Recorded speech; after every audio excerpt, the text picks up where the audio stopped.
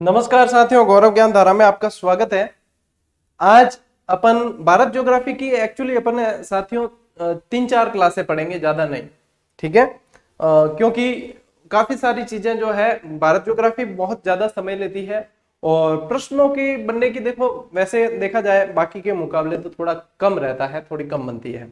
ठीक है, लेकिन फिर भी अपन जैसे जलवायु है, मृदा है, कुछ खास अपने वन्य जीव अभ्यारण्य वगैरह जो इनसे संबंधित तथ्य है, ये लेकर 3-4 क्लासेस मैं लूंगा, जिसमें रैपिड रिवीजन में इतना ही ले पाऊंगा। क्योंकि इसके अलावा और भी आपको जैसे पॉलिटिकल की क्लासेस काफी सारी देनी है, जो अपन रैपिड रिवीजन के रूप में देंगे। ठीक है। अब क्लासेस की, वन लाइनर्स की, टेस्ट सीरीज की सारी अहमियत जितने एग्जाम निकल रहे हैं उनमें पता चल रही है। और मैंने एक शब्द भी कहीं नहीं कहा है, जो मतलब प्रतिक्रियाएं दी है, विद्यार्थियों ने प्रतिक्रियाएं देकर बताया है, तो अच्छा लगा जानकर। देखो, मेरा काम है प्रयास करना, जो मैं निरंतर कर रहा हूं। अब कौन सा प्रयास किसके लिए, किस विद्यार्थी के लिए फायदेमंद होता है, वो निर्णय उन्हें लेना है। बता दूं कि वन लाइनर्स जो है अपनी 21 दिवसीय रैपिड रिवीजन के रूप में कल से मार्केट में उपलब्ध हो जाएगी, 30 तारीख से। और मतलब इस तरीके से दी गई है कि आप आराम से 7 दिन में एक पुस्तक को पूरा कर सकते हो, क्योंकि इस समय आपका समर्पण पूरा है, बिल्कुल आराम से कर सकते हो।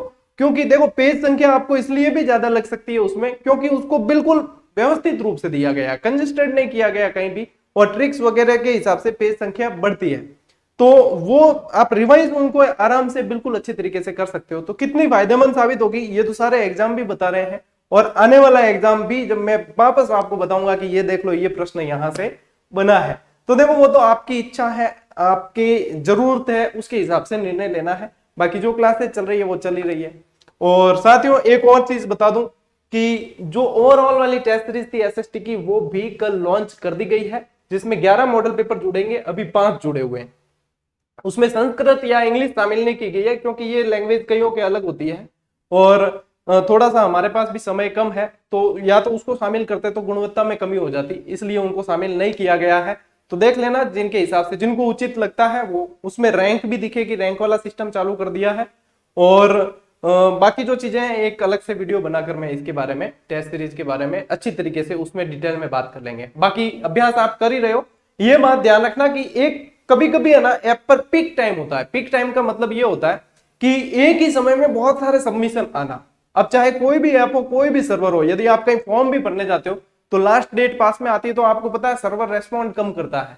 वही चीज है कि एक साथ जब सबमिशन आता है तो थोड़ा सा 10-15 सेकंड का ज्यादा आपके सबमिट में या उसमें समय लेता है। अब सर्वर संबंधी समस्या नहीं है, सर्वर अपन ने बड़ा माइग्रेट कर दिया, लेकिन कभी कभी ये होती है, तो उस समय धैर्य रखा करें और इस बात को समझें, क्योंकि अपने टेस्ट सीरीज के अंदर गुणवत्ता बहुत बेहतरीन दी है और अपन ने शुल्क रखा है बिल्कुल डाउन टू अर्थ। तो इस वजह से क्या होता है कि अपने इस पर रस ज्यादा है सबमिशन का वगैरह, और गुणवत्ता तो देखो है, जब भी तो सभी एग्जाम में साबित भी हो रही है। तो इन चीजों को थोड़ा सा ध्यान रखें, तो धैर्य जितना रखोगे उतना बढ़िया। देखो, गुणवत्ता में प्रश्नों के अंदर वगैरह कहीं कोई कमी नहीं है, सारे के सारे आप देखोगे हूबहू भी बनने की संभावना, और जितने एग्जाम हुए हैं सभी गवाह है उनके। कल वीडियो नहीं दे पाया साथियों, और आज थोड़ी सी 5-7 मिनट की ये बातें हो गई है। चलिए अब अपन शुरू करते हैं जलवायु। ठीक है, ज्यादा बात नहीं हुई है वैसे, 3-3.5 मिनट हुए हैं, देख लेते हैं। कई जने कहते हैं भाई गुरुजी आपने 10 मिनट ले लिए, अरे आप स्किप कर लिया करो, जहां से क्लासेस शुरू वहां से देख लो। ये तो ये कोई कहने की थोड़ी बातें हैं, जो सूचना है वो देनी पड़ती है, इसके लिए अलग से वीडियो बनाकर भी वही समय आपका जाया होगा। साथियों जलवायु शुरू कर रहे हैं। अब भारत की भौगोलिक परिदृश्य वगैरह सेकंड ग्रेड में बहुत अच्छी तरीके से करवाए हैं, तो जिन्हें वो पढ़ना है वो वहां से पढ़ सकते हैं। बाकी कल से आपको वन लाइनर उपलब्ध हो जाएगी, तो बिल्कुल और भी समय आपका बच जाएगा, क्योंकि उसमें बेहतरीन संकलन के साथ में दिया गया और क्लासेस पे आधारित ही है वो, तो देख लेना वो तो। अब देखो, जलवायु से शुरू कर रहा हूं मैं, और जलवायु के अंदर प्रश्न बनते हैं, और जलवायु में भी प्रश्न कहां से बनते हैं, मानसून तंत्र से बनते हैं। ये सेकंड ग्रेड के अंदर भी है, लेकिन सेकंड ग्रेड में इसको विस्तृत तरीके से और कराऊंगा, ये रैपिड रिवीजन के रूप में चलेगी। ठीक है। अब जलवायु का मतलब क्या है, यदि देखा जाए तो सीधी सी बात है, जल और वायु, हवा पानी। भाई अपन कोई देशावर भी जावे ना, तो बिन पूछे कि हवा पानी सूट हुआ कि नहीं हुआ, कोई आ जाए डायरेक्ट ही, जान 2-4 दिन मौज मारनो हेवा है तो 2-4 दिन रुके ना जाए, तो क्या हवा पानी सूट कौन हुआ। यानी हवा और पानी, जल और वायु, वहां की वो जलवायु दिशा कैसी है, तो ये है। अब इसमें भी मौसम अलग होता है, ऋतु अलग होती है और जलवायु अलग होती है, बस समय अवधि का फर्क है। मौसम तो आज अभी धूप निकली हुई है, शाम को बदल जाएगा, तो एकदम से पलट जाता है मौसम। इसलिए कहा जाता है ऐसे क्या बदलते हो मौसम की तरह। तो मौसम जो है बदल जाता है, थोड़ी सी अल्प समय की होती है, ठीक है।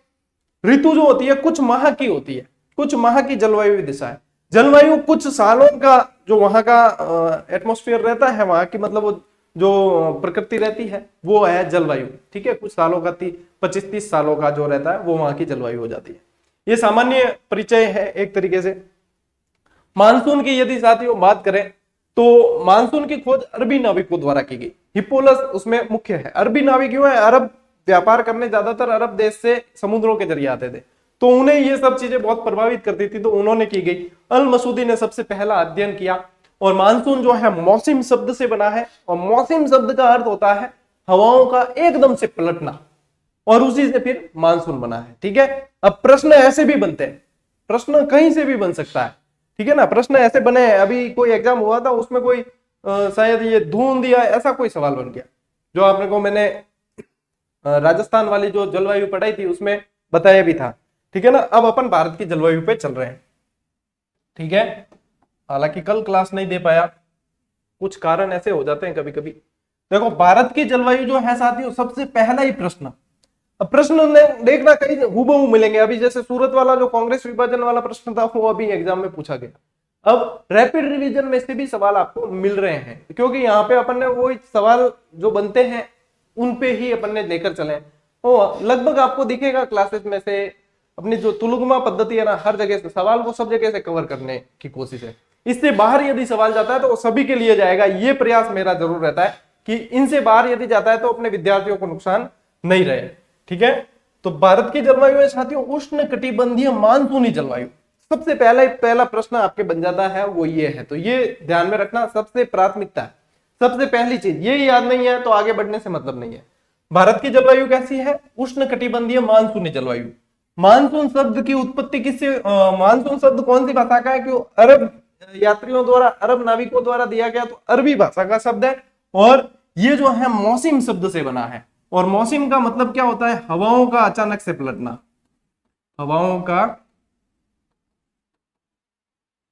अचानक पलटना, ठीक है। मौसम का मतलब ये होता है, और इसी से मानसून बना है।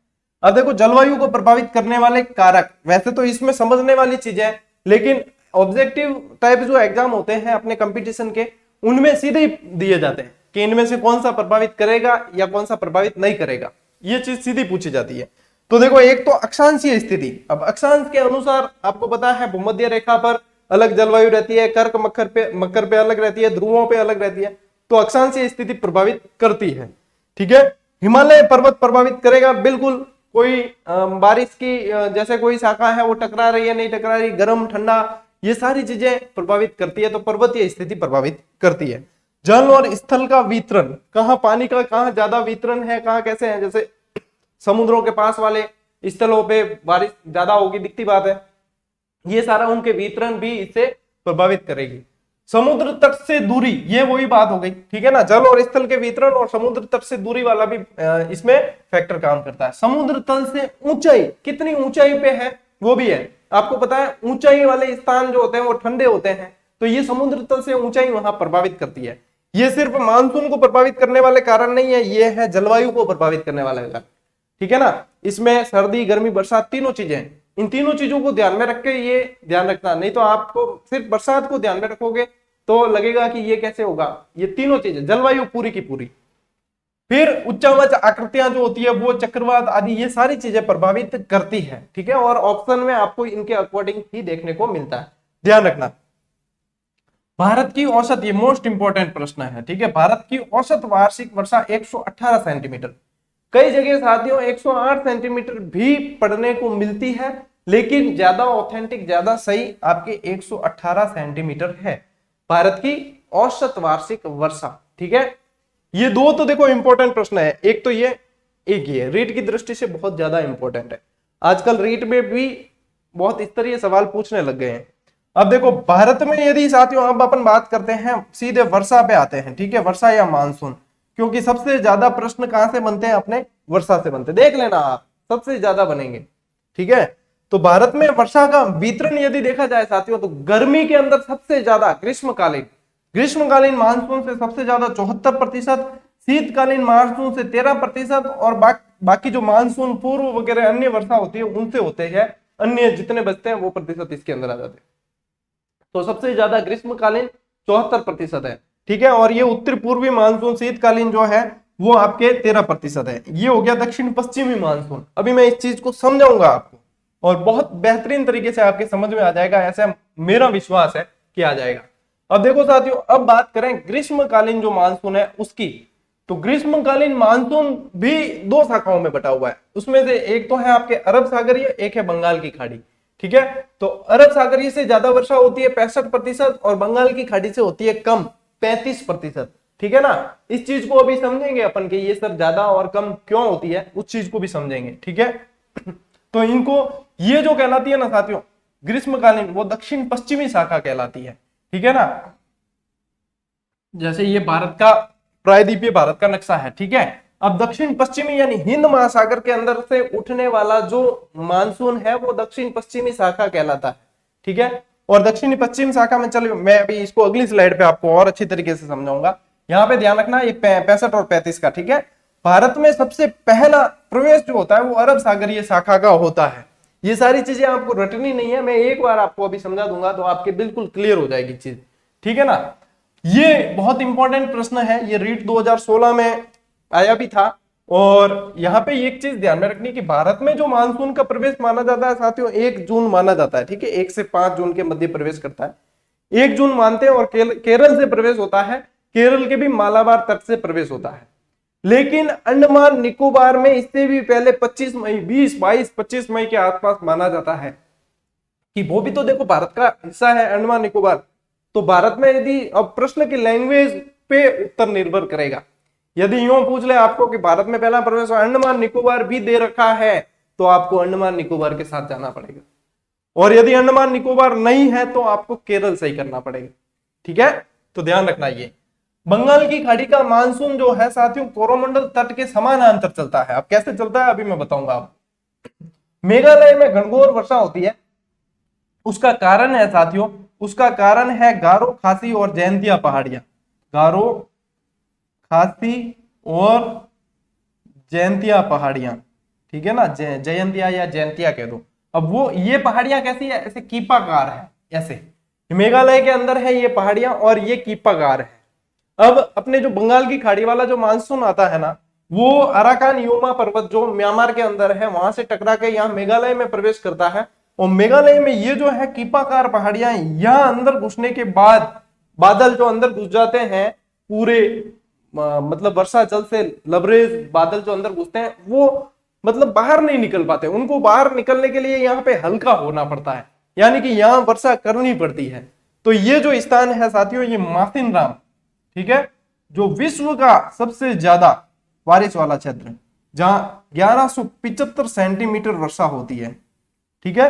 1175 सेंटीमीटर विश्व की सबसे ज्यादा। उसका कारण ये गारो, खासी, जयंतिया पहाड़ियां अंदर एक बार बादल घुस गए तो फिर यहां से बाहर निकल नहीं सकते, खाली होना पड़ता है। तो ये मासिनराम है, चेरापूंजी है, ये यहाँ पे जो है वर्षा बहुत ज्यादा होती है। भारत की सबसे ज्यादा वार्षिक वर्षा यहाँ होती है, ठीक है। तो ये थोड़ा सा ध्यान रखना, गारो, खासी, जयंतिया बहुत इंपॉर्टेंट है। अब बात करते हैं अपन कि ये कैसे प्रभावित करता है, ठीक है ना। ये बारिश की शाखा को समझते हैं।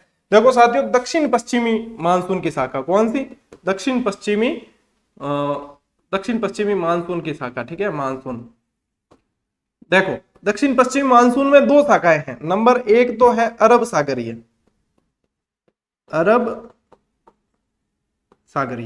नंबर 2 है बंगाल की खाड़ी,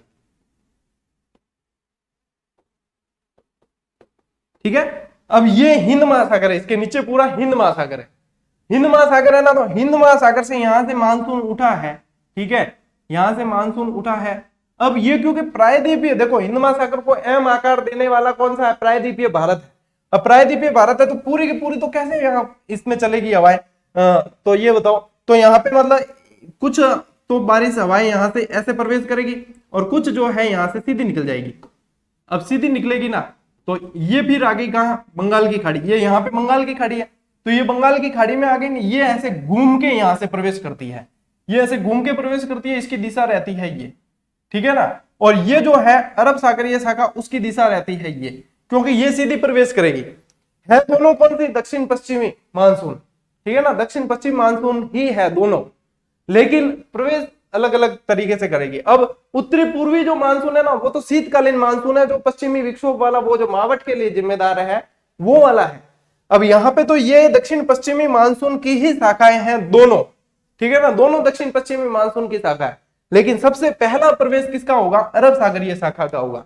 सबसे पहला प्रवेश अरब सागरीय शाखा का होगा। और यहाँ पे पश्चिमी घाट, ठीक है ना, ये पश्चिमी घाट से टकरा के, पश्चिमी घाट के भी पश्चिमी भाग पे ये सबसे ज्यादा वर्षा कर देती है। और यहाँ पे लगभग है ना, ये 200 से 250 सेंटीमीटर तक वर्षा कर देती है यहाँ। और फिर इसके इस तरफ जो वृष्टि छाया क्षेत्र पड़ जाता है, यहाँ पे 60-70 सेंटीमीटर ही वर्षा होती है। क्यों? जहां पे बीच में पहाड़ियां आई टकरा कर, वहां पे वर्षा होनी बिल्कुल जरूरी है। फिर देखो राजस्थान की बात करते तो ये ऐसे निकलती है। और अरावली की दिशा भी आपको पता है, राजस्थान में अरावली की दिशा ये है।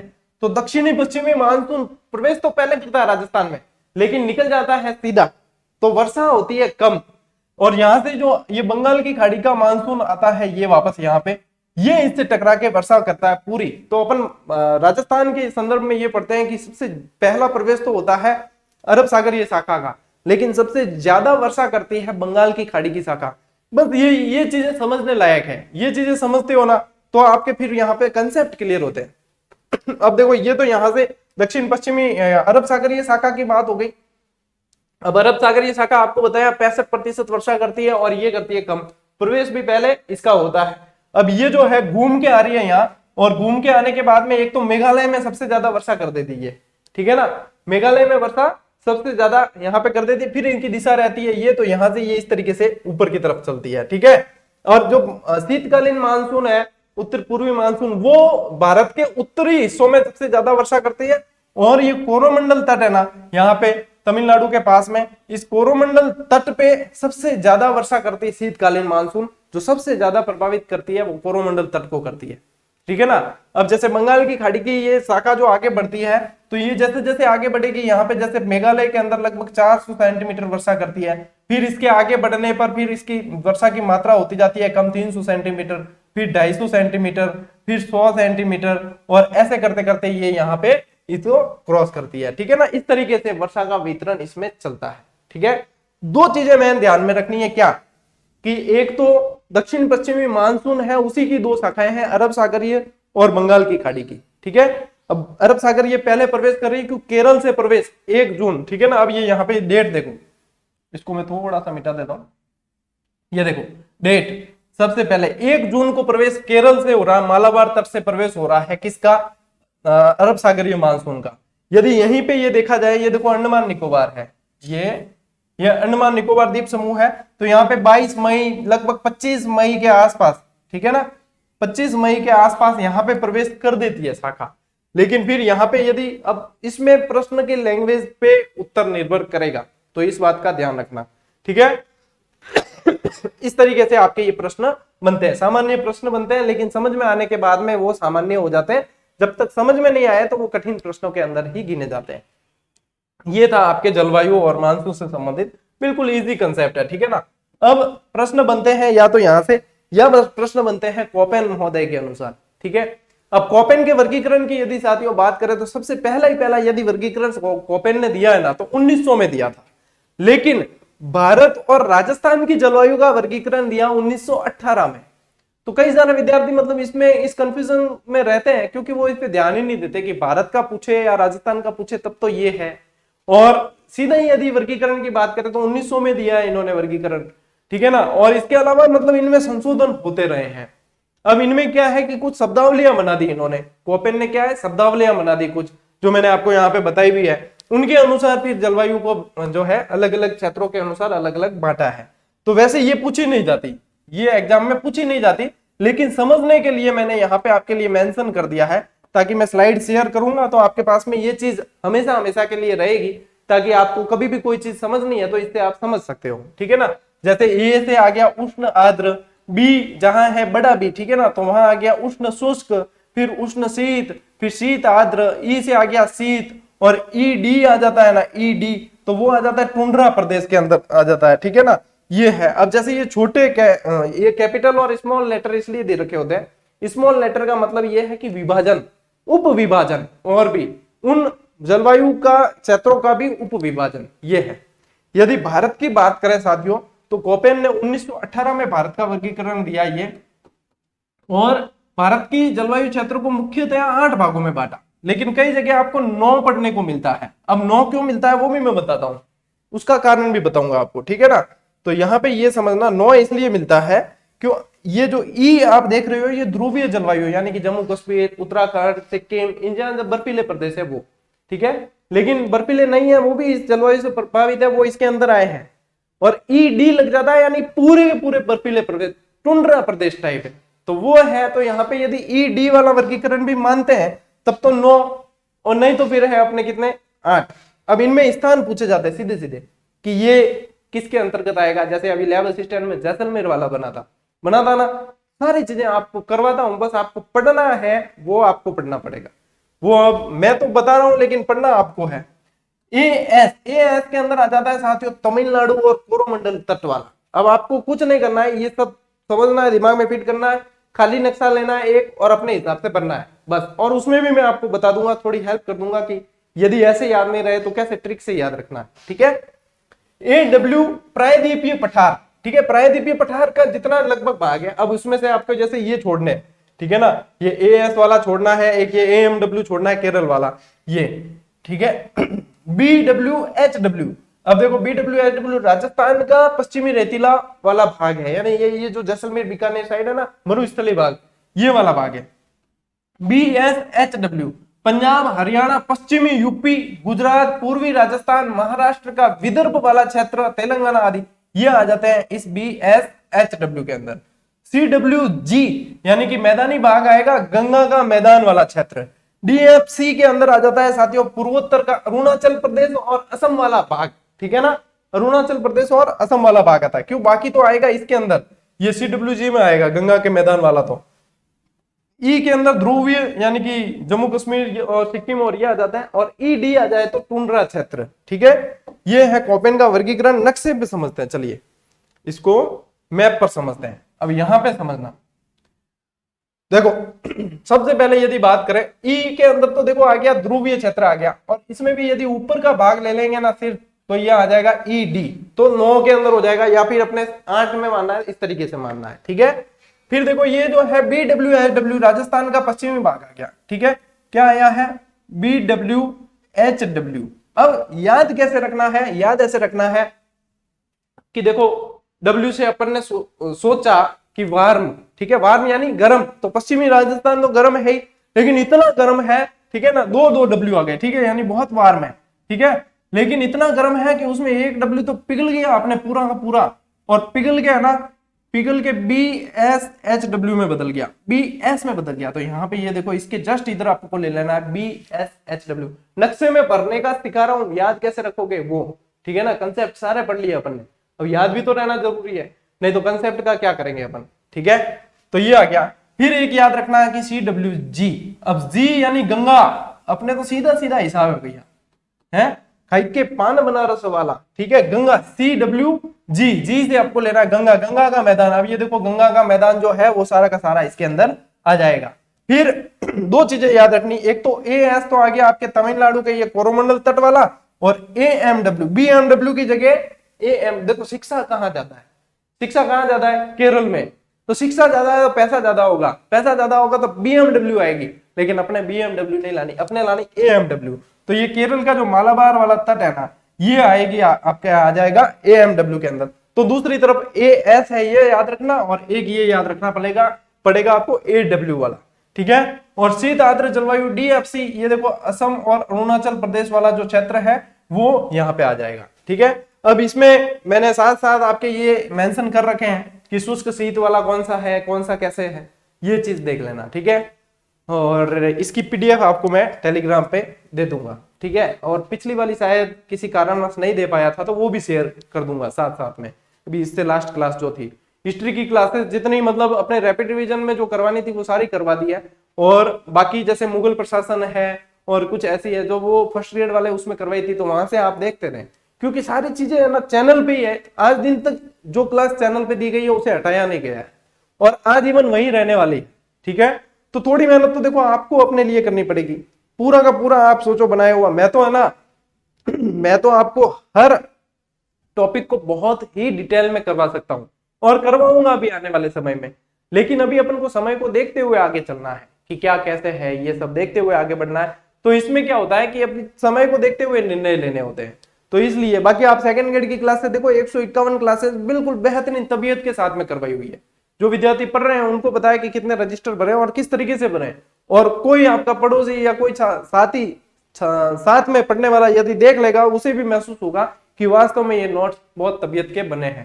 और ये चीजें हैं देखो साथियों, सब आपको वैसे पता ही है। और ये जो है आपको बता दूं वापस कि ये अपने कल लॉन्च कर दी गई है। जो भी इच्छुक विद्यार्थी, सिर्फ इच्छुक, ठीक है ना, ये मतलब अधिक से अधिक वाला सिस्टम अपने नहीं है, क्योंकि अपने को गुणवत्ता मेंटेन करनी है।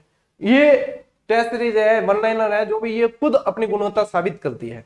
ठीक है, अब देखो इसमें ये एसएसटी के लिए है, साइंस वालों के लिए भी 2-3 दिन में लॉन्च हो जाएगी। ये एसएसटी के लिए, इसमें एसएसटी हिंदी और मनोविज्ञान यानी कि 120 प्रश्न जो है, ये यहाँ पे लिख भी रखा है इसमें कि 120 प्रश्न जो है वो आपके इसमें पूरी की तरीके से कवर होंगे। इसमें टोटल आपके 11 मॉडल पेपर जुड़ने वाले हैं। रैंक सिस्टम, आप अपने हजारों विद्यार्थियों के बीच में अपनी रैंक देखकर अपनी स्थिति का पता लगा सकते हैं कि आपकी स्थिति क्या है। और यदि लागत मूल्य देखोगे, लागत मूल्य के अंदर ये मतलब जीएसटी मिलाकर भी आपके 3 अंकों का आंकड़ा ये नहीं छू रहा है। ठीक है, और इसके अलावा इससे ज्यादा प्रयास नहीं किया जा सकता। जिन्हें लगता है कि सही प्रयास है, सही है, वो ज्वाइन करें, बाकी जिनको लगता है उनके लिए ही किया गया प्रयास है। तो अब इसमें साथियों जो अपने साइंस वाली करेंगे ना, तो वो हिंदी मनोविज्ञान उसमें रहेगी, यहाँ पे उसकी जगह विज्ञान जुड़ेगी। गणित की टेस्ट सीरीज मैं नहीं दे पाऊंगा क्योंकि हमारे पास में गणित के इतने अभी सेवाभावी उम्दा शिक्षक नहीं है जो इसके मैथ की भी बढ़िया टेस्ट सीरीज बना सके, वो नहीं है। इसलिए विज्ञान, हिंदी और मनोविज्ञान की आपको मिल जाएगी साइंस वालों को। ठीक है, अंग्रेजी की टेस्ट सीरीज बन रही है जरूर 30 प्रश्नों की कंप्लीट वाली, वो अलग से लॉन्च कर दी जाएगी अंग्रेजी वाली। ठीक है, तो जिसके अंग्रेजी है वो उससे अभ्यास कर सकते हैं। तो यानी कि यहाँ पे देखेंगे तो एसएसटी, हिंदी, मनोविज्ञान और इंग्लिश जिसके, उनके तो पूरे कंप्लीट 150 प्रश्न वाले कवर हो जाएंगे। बाकी के देखो अब मजबूरियां है, सीमितता है कुछ मेरी भी, तो जितना प्रयास मेरे से हो सकता है उतना तो मैं कर रहा हूं। बाकी मिलते हैं अगली क्लास में। कल आपके वन लाइनर आ जाएगी, जिनका इंतजार था वो इंतजार कल खत्म हो जाएगा। एक वीडियो बनाकर और बता दिया जाएगा, आपको सूचना दे दी जाएगी। मिलते हैं साथियों अगली क्लास में, तब तक के लिए राम राम, जय हिंद।